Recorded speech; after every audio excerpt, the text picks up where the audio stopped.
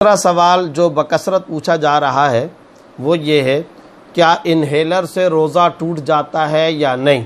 اس سلسلے میں واضح طور پر یہ سمجھنا چاہیے کہ انہیلر کے استعمال سے دوا کے، میڈیسن کے لطیف اجزاء اندر چلے جاتے ہیں، اور ان باریک اجزاء کے چلے جانے کی وجہ سے عام طور پر فقہاء کرام اور فتویٰ کے ماہرین نے یہی فتویٰ دیا ہے کہ انہیلر سے روزہ ٹوٹ جاتا ہے، لہذا روزے کی حالت میں انہیلر استعمال کرنے سے احتراز کیا جائے۔ روزے کی حالت میں انہیلر کا استعمال شرعاً درست نہیں، اگر کسی نے روزے کی حالت میں استعمال کیا تو اس کا وہ روزہ ٹوٹ جائے گا، اور وجہ اس کی وہی ہے کہ دراصل اس سے دوا کے لطیف اجزاء اندر داخل ہو جاتے ہیں جو انتہائی باریک ہوتے ہیں۔ بعض اوقات وہ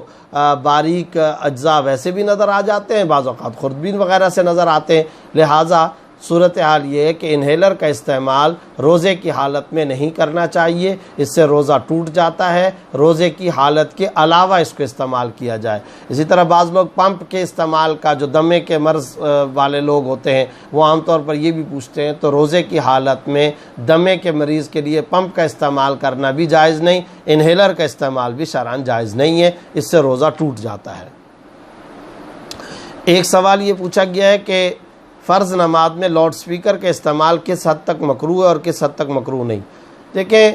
یہ ایک تفصیلی پرانی اور ایک قدیم بحث تھی کہ لاؤڈ سپیکر کے اندر جو آواز آتی ہے وہ بعض گشت ہے اسی آواز کی، یعنی وہی آواز جو آدمی زبان سے ادا کر رہا، الفاظ ادا کر رہا، تو یہ اسی کی آواز ہے یا اس کی گونج ہے یا اس کی بعض گشت ہے، اصل آواز ہے یا اصل آواز نہیں ہے؟ تو ایک تفصیلی بہت پرانی بحث ہے، اور قدیم کتب فتاویٰ، اردو کتب فتاویٰ کے اندر اس کے اوپر فقہاء کرام کے درمیان میں ایک بحث چلی ہے۔ لیکن بہرحال اس وقت تمام کے تمام فقہاء کا اس بات پر اجماع اور کنسنسس اور اتفاق ہے کہ نماز کے اندر لاؤڈ سپیکر کا استعمال شرعاً جائز ہے اور استعمال کر سکتے ہیں بلا کراہت۔ فرض نماز کے اندر قرات، تلاوت وغیرہ کے اندر لاؤڈ سپیکر کے استعمال میں کسی قسم کا کوئی مذائقہ نہیں ہے اور شرعاً یہ درست ہے۔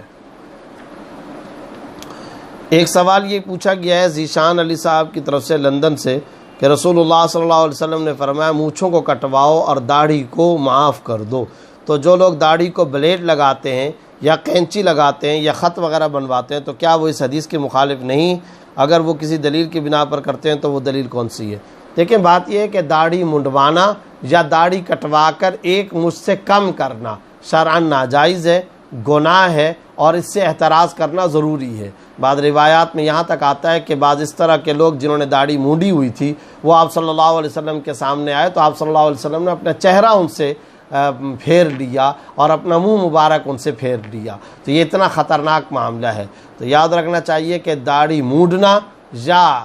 کاٹ کر ایک مجھ سے کم کرنا شرعاً ناجائز ہے، اس سے احتراز کرنا ضروری ہے۔ اور جہاں تک یہ سوال آپ نے پوچھا ہے کہ قینچی لگانا یا خط وغیرہ بنانا، خط بنانے سے کیا مراد ہے؟ اگر رخساروں پر بال ہیں یا ابھری ہوئی نیچے گلے کے اوپر جو ابھری ہوئی ہڈی ہے اس سے نیچے کے اگر کوئی بال ہے ان کے اوپر کوئی خط لگاتا ہے، کوئی قینچی پھیرتا ہے یا بلیڈ استعمال کرتا ہے تو وہ شرعاً جائز ہے، اس کے اندر کوئی حرج کی بات نہیں ہے، وہ شرعاً درست ہے۔ لیکن داڑھی یعنی جو کن پٹی کی سیدھ کے اندر چاروں طرف دائرے میں جو بال ہوتے ہیں وہ داڑھی کہلاتی ہے، اور اسے مونڈنا یا کاٹ کر ایک